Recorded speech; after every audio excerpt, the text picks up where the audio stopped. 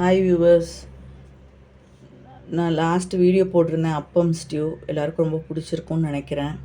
நீங்களாம் ட்ரை பண்ணி பார்த்துருப்பீங்கன்னு நினைக்கிறேன். அதோட இது போடுங்க, ரிவ்யூ போடுங்க. இன்றைக்கி நான் உங்களுக்கு முருங்கைக்காய் ரசம் எப்படி பண்ணுறதுன்னு சொல்ல போகிறேன். அதுக்கு நான் ஒரு 5 முருங்கைக்காய் அந்த மாதிரி கட் பண்ணி வச்சுருக்கேன். அப்புறம் தக்காளி 2, துவரம்பருப்பு கொஞ்சோண்டு, ஒரு 2 டேபிள் ஸ்பூன் கூட இருக்க, ஒரு 1.5 டேபிள் ஸ்பூன் இருக்குன்னு வச்சுக்கோங்களேன். அப்புறம் இது வேக வைக்கிறதுக்கு. அப்புறம் ரசப்பொடி, மஞ்சள் தூள், புளி ஒரு லைம் சைஸுக்கு எடுத்துக்கோங்க. தாளிக்கிறதுக்கு நெய் எடுத்துக்கோங்க. நெய் இல்லைன்னா நீங்கள் நல்லெண்ணெயிலையோ சன்ஃப்ளவரில் கடலெண்ணெய் எதுக்குன்னாலும் தாளிக்கலாம். ஆனால் தேங்காய் எண்ணெய் இதுக்கு சூட் ஆகாது. அதனால் இதுக்கு அந்த மாதிரி நெய் எடுத்துக்கிட்டிங்கன்னா பெஸ்ட்டாக இருக்கும். அப்புறம் ஜீரகம், கடுகு, காஞ்ச மிளகாய், இவ்வளோ தான். நம்ம இப்போது என்ன பண்ண போகிறோன்னு சொல்கிறேன். இப்போ முருங்கைக்காய் இந்த மாதிரி குக்கரில் போட்டு வேக வச்சுக்கோங்க. ஈஸியாக வெந்துடும். கொஞ்சோண்டு தண்ணி ஊற்றி, தண்ணி நம்ம ரசத்துக்கு எடுத்துக்கலாம். ஸோ நல்லா முழுகிற மாதிரியே தண்ணி வச்சுக்கோங்க. வச்சுட்டு கொஞ்சம் உப்பு போட்டுட்டு வேக வச்சுக்கோங்க. கொஞ்சம் உப்பு போட்டுக்கோங்க. இதை குக்கரில் ஒரு 2 அடி அடிச்சுக்கோங்க. பாருங்கள், முருங்கைக்காய் நல்லா வெந்துருச்சு. இப்போ இதை நம்ம ஒரு பாத்திரத்தில் மாற்றிட்டு, இந்த தண்ணி அதிலே இருக்கட்டும். அந்த முருங்கைக்காய் மாத்திரம் ஒரு பாத்திரத்துக்கு மாற்றிக்கலாம். மாற்றிட்டு அதை இப்படி க்ளீன் பண்ணுறது, இது பல்ப்பு மாத்திரம் எடுக்கிறதுன்னு காமிக்கிறேன். இப்போ நம்ம இந்த முருங்கைக்காய் வேக வச்ச தண்ணியிலேயே பருப்பை போட்டு வேக வைக்கலாம். பருப்பை அதில் போட்டுக்கோங்க. கழுகிட்டு போட்டுக்கோங்க. பருப்பில் கொஞ்சம் மஞ்சத்தூள் போட்டுக்கோங்க. போட்டுட்டு நம்ம தக்காளி 2 வெட்டி வைக்கணும். அதை தூக்கி போட்டுக்கோங்க அதில். அப்புறம்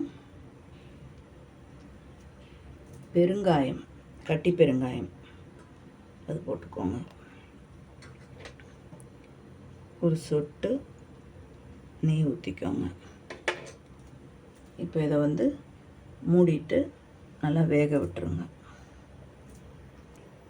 இப்போ நம்ம இந்த முருங்கைக்காவை எப்படி அந்த பல்ப் எடுக்கிறோன்னு பாருங்கள். ஒரு ஸ்பூன் எடுத்துகிட்டு இந்த மாதிரி அதுலேருந்து எடுத்துக்கணும். இது மாதிரி எடுத்து எல்லா முருங்கைக்காவையும் எடுத்து சேவ் பண்ணிக்கோங்க. இந்த மாதிரி பருப்பு வந்துருச்சு பாருங்கள். இந்த மாதிரி நல்லா மத்து வச்சு உடைச்சிருங்க. தக்காளியும் நல்லா உடஞ்சிரும். தக்காளி சாப்பிட்ற நேரத்தில் தட்டுப்படாமல் அழகாக உடஞ்சிரும். அதனால் இந்த மாதிரி நல்லா மத்து வச்சு கடைஞ்சிக்கோங்க.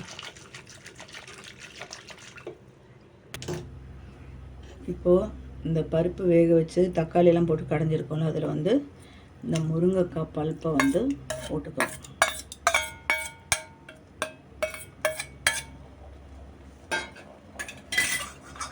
போட்டு நல்லா கலக்கி விட்டுக்கோங்க. உப்பு போட்டுக்கோங்க.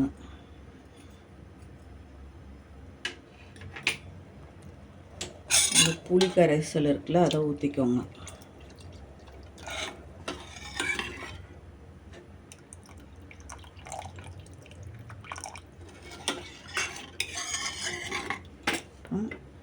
நல்லா தண்ணி ஊற்றிக்கோங்க.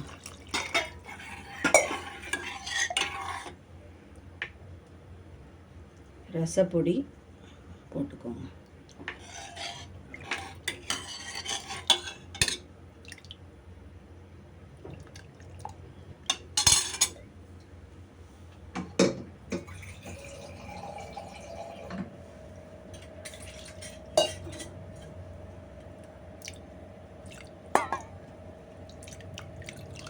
இது நல்லா கொதிக்க விடலாம். கொதித்ததும் தாளித்து கொட்டணும். அவ்வளோதான். பாருங்கள், ரசம் நல்லா கொதிக்குது. ரசம் நல்லா கொதிச்சிருச்சு. நம்ம ஆஃப் பண்ணிடலாம். பண்ணிவிட்டு இதுக்கு தாளித்து கொட்டுற வேலை தான்மே. இதில் நெய் ஊற்றிக்கோங்க.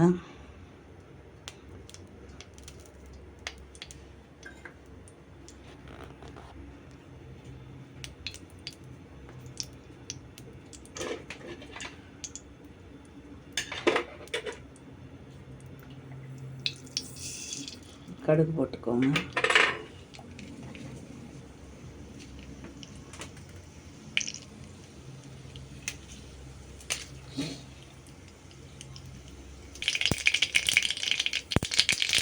கடுகு வெடிக்க ஆரம்பிச்சிருச்சு.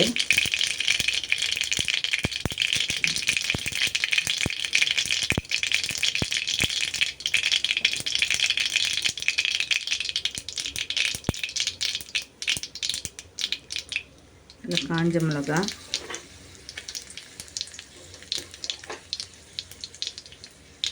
ஜீரகம் போட்டுக்கோங்க.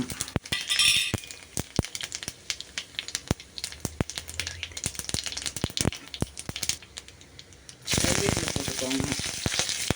கொஞ்சம் பெருங்காயத்தூளும் போட்டுட்டு தாளித்து ஆஃப் பண்ணிடுங்க. இந்த ரசத்தை இதில் கொட்டிடுங்க. கொட்டிட்டு கொத்தமல்லி லாவிஷாக தூவிடுங்க. இந்த முருங்கைக்காய் ரசம் அவ்வளோ டேஸ்ட்டாக இருக்கும். முருங்கைக்காய் ஆக்சுவலி இந்த முடி வளர்கிறதுக்கு ரொம்ப யூஸ்ஃபுல்லான ஒரு விஷயம். அப்புறம் லிவருக்கு ரொம்ப நல்லது, அல்சருக்கு ரொம்ப நல்லது, ஆர்த்ரைட்டிஸ்க்கு நல்லது, ஹார்ட்டுக்கு நல்லது, டயபெட்டிஸ்க்கு நல்லது. ஸோ இந்த முருங்கைக்காய் ரசத்தை மறக்காமல் பண்ணி சாப்பிடுங்க. சாப்பிட்டுட்டு அதோடைய உங்களுக்கு அபிப்பிராயங்கள் என்ன இதில் ஏதாவது மாற்றணும், என்ன உங்களுக்கு இஷ்டப்பட்டிருக்கு எனக்கு மெசேஜ் அனுப்புங்க. Cook easy, eat tasty.